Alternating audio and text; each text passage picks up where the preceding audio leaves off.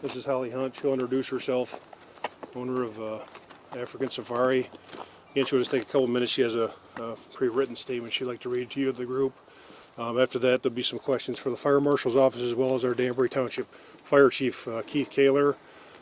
So we'll get started. And when we're done with this, we'll just be mindful again of their privacy, and we'll head on up. But we do appreciate each and every one of you being here, and we do appreciate the job that you do. Okay? Thank you for coming. Holly Hunt, Hollylhunt. I am one of the co-owners. My father and I own the park. So we wanted to let you know that recovery is beginning from this devastating event. Our team members are here caring for each other and the animals. And our community has been incredibly supportive in reaching out to us. This fire killed 10 animals. The staff today are working to care for the animals frightened by the fire and caring for each other. We are so grateful for our community and the first responders to help us through this terrible event. Thousands of people have reached out to us to offer their condolences and support. Despite being so sad about this, our team is here today caring for more than 400 other animals living at the park. Thankfully, they are all safe. We are providing grief counseling to our team members who are heartbroken by this loss. The cause of the fire, discovered about 6:15 p.m. yesterday, has not been confirmed. Fire officials are on the scene today, continuing their evaluation. The building was completely destroyed, and 10 animals housed inside perished. Staff on site when the fire was discovered managed to free a zebra in a habitat attached to the outside of a burning building. It is in good condition under veterinary care. 4 other zebras in adjacent enclosure also appear to be in good health after last night's trauma. Fearing the barn fire might jump to a nearby barn, staff released 2 giraffe and a zebra. One of these giraffe was photographed fleeing from the flames. All have been now brought back into the safety of their barn.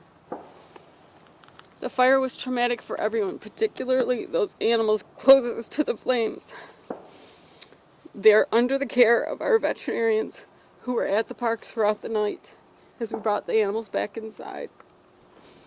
We cannot express how appreciative we are to the team members, to the police officers, to the firefighters who are here to help us manage this crisis. The animals lost in the fire were Waylon, a 3-year-old giraffe, resident since 2017. Quinn, a 1.5-year-old giraffe, resident since 2019. Giraffe Beltry, 2.5 years old, arrived earlier this week. 3 Red River hogs, 2 sisters who arrived earlier this week, and a male, Merlin, who's been here since 2012. A springbuck, Chip, who's lived at African Safari for 7 years. Bongo, Tank, his name is Tank, he's 15 years old and he's been here since 2016. He's a staff favorite. Diesel, another bongo, he's been here since 2010, and Binti, a 5-year-old female, has been here for 4 years. Keepers were hoping she would have a baby in the spring of 2020. The barn is a wooden frame structure with sheet metal siding. The barn was partially heated to ensure appropriate temperatures for the exotic animals. It was built in the 1980s. The barn was not equipped with a fire suppression system. It did have remote sensors to help ensure comfortable temperatures of the animals. Officials have not confirmed the cause of the fire yet. The building was totally destroyed, and firefighters were on scene until 3 a.m. today. We have established a conservation fund. Our wildlife park is deeply committed to the conservation of all wildlife and helping people appreciate these wonderful animals. Many people are asking what they can do to help, which we deeply appreciate.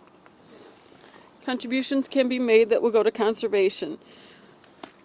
That support particularly giraffe conservation. Before we reopen next season, we will consider a plaque and a dedication for these animals. Please follow our updates on our website and Facebook. Thank you for coming today.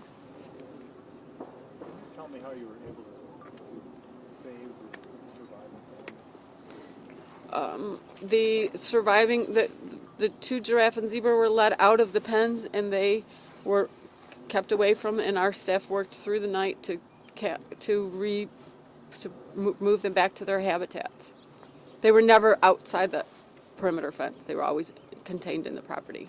Holly, when will the park reopen? We were scheduled to close on Sunday for the season. It is unclear yet if we're going to be able to open tomorrow or Sunday. We're still assessing that. Depends on the results of the investigation.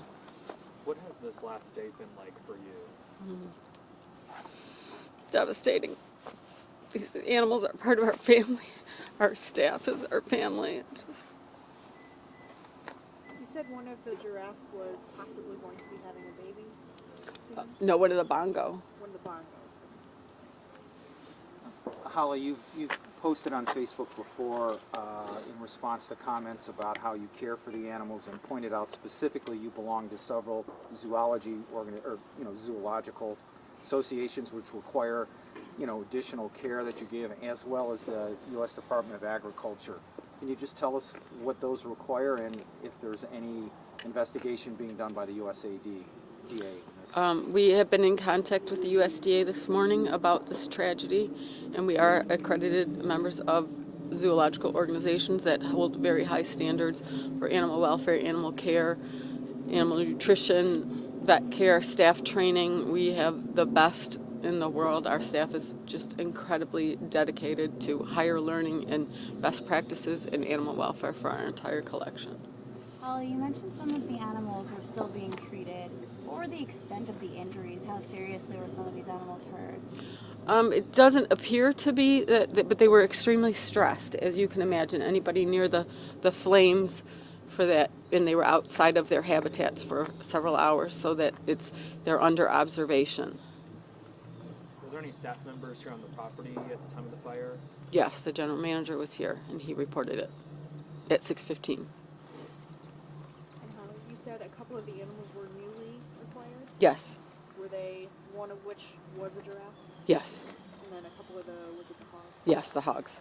Was that just part of your normal acquisitions, or were they? Yes, we have a new Red River hog exhibit that we finished in this summer, and we brought in some additional animals to add to that.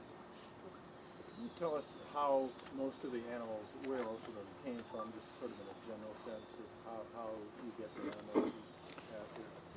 Well, that we work with cooperative breeding programs with other zoos around the country to maintain genetically diverse animals. So we have cooperative breeding programs, and that's how we work together. Have you had to reach out to any other partners, whether it's other local zoos or people who are able to work with animals like you have here? We have been contacted by all the zoos in Ohio and our friends across America. We have thousands of people who have texted me, called me, emailed, offered their support and help, and we're so grateful for that. Okay, I think that's going to wrap it up. Do you guys have anything you want to say? There were some reports last night about explosions that were heard after the fire began. Do we know anything more, and was it accurate to say that there was propane tanks for the heating stored on the barn site? We're waiting for the investigation, and we'll know more about that. There are propane heats. We don't have any natural gas, so we have propane heaters throughout the park. Okay. Thank you guys for coming. Can one of the fire investigators please come and tell us an update on the investigation? Thanks. Good afternoon. My name is Frank Reitmeyer, R-E-I-T-M-E-I-E-R. I'm an investigator at the State of Ohio Fire Marshal's Office. We were called last evening about this incident. We arrived this morning after daylight so we could get a better view of the incident. It's just preliminary at this point because of the devastation to the building. It was a total collapse. We have heavy equipment that's responding. We have 3 investigators on the scene working with local authorities. We have yet to determine a precise area of origin or cause of the fire. It may take several weeks before we come up with a definitive answer or conclusion. Is this any indication that it's accidental or is this suspicious? We have nothing that would make us think it's a criminal act at this point. So with that would be either a natural disaster from weather or possibly an accidental fire. And there were reports that there was a power outage here on Wednesday. Is that part of your investigation? It absolutely is. There has been a report of power outages in the area on Wednesday, and we're looking into that as far as the timing of that compared to the timing of the fire. Anything else? Thank you. All right.